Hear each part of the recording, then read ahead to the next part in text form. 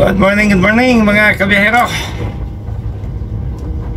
Mag-alas 6:30 po ng umaga. Tayo po ay magtutungo sa isang hotel po sa Clark, sa loob po ng dating airbase ng mga Amerikano.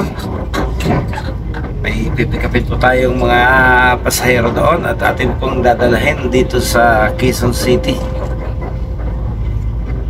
At muli, habang tayo po ay nagbabiyahe, kaunting trivia po tayo tungkol po sa kasaysayan nitong Clark sa Pampanga.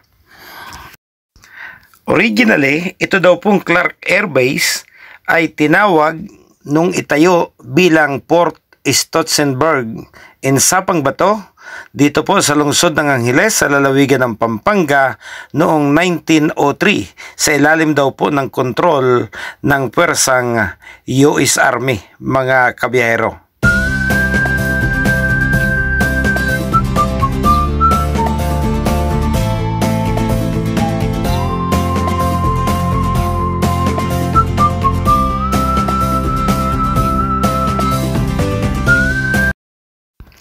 Ang base militar pong ito ng Amerika ay tinawag namang Clark Field noong 1918 para po kay Major Harold M. Clark, isa pong pre-World War pilot noong December 8, 1941.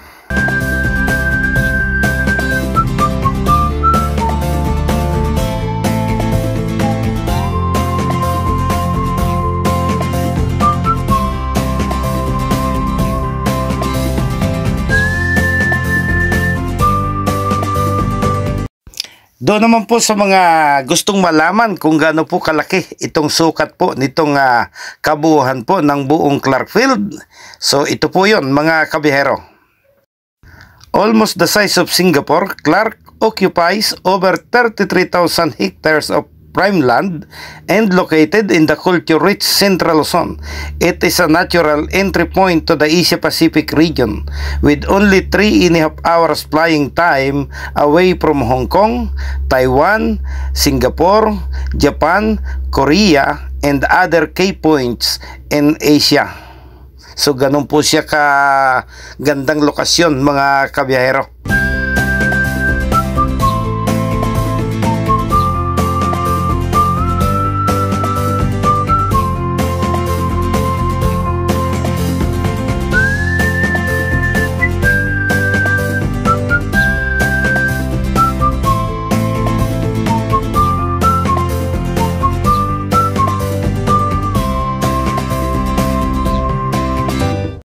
At bilang dagdag kaalaman po, lalo na rin sa mga batang nag-aaral pa lamang, isa pong pangulo natin habang nagdi-deliver ng speech sa lugar po na ito ng Clark Air Force Base ang binawian ng buhay, siya po ay si Manuel Rojas noon pong April 15, 1948, mga kabiyahero.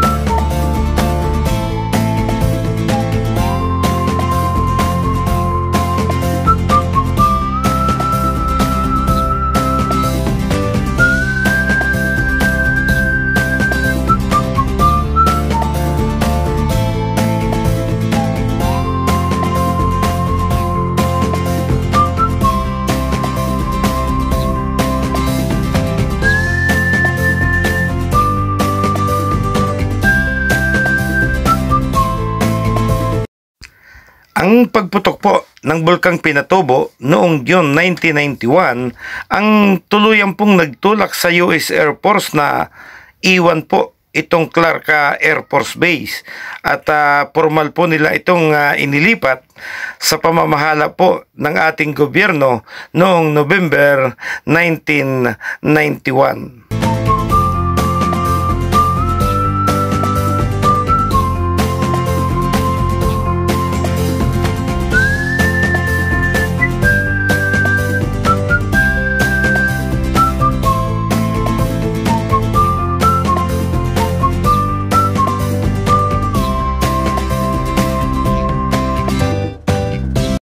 Matapos po nailipat sa ating pamahalaan ang pamamahala ng dating military base na ito, ay agad naman pong kumilos ang ating gobyerno.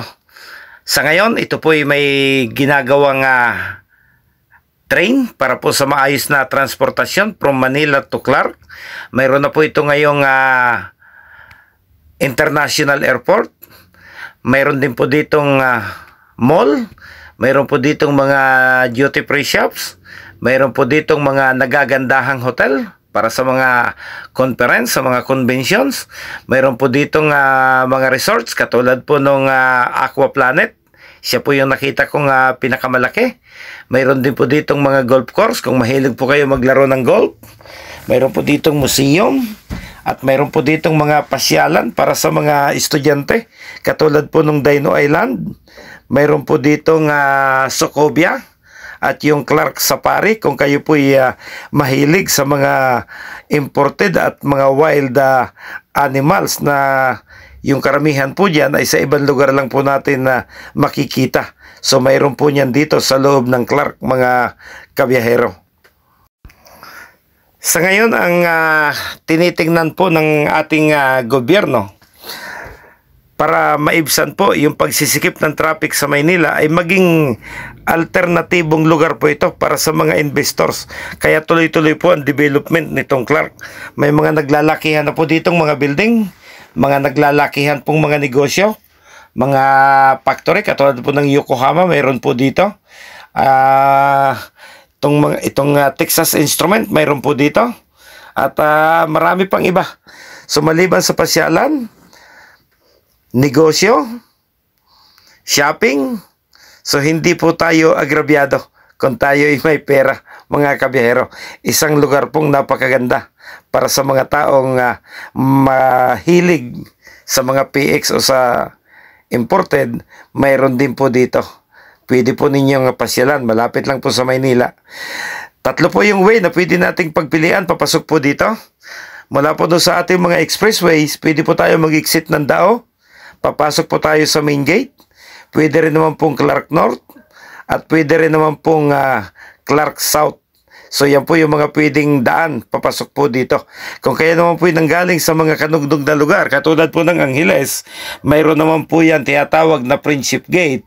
Galing po doon sa kabilang side noong Clark, mga kabiyahero.